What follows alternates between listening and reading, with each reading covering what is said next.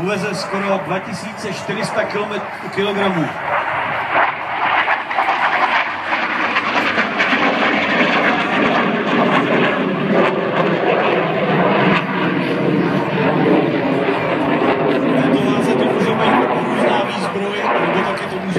Podvěsné nádrže, na kterých bez těch palivových nádrží on uletí skoro 1600 km, s podvěsnými palivovými nádrží 2600 km.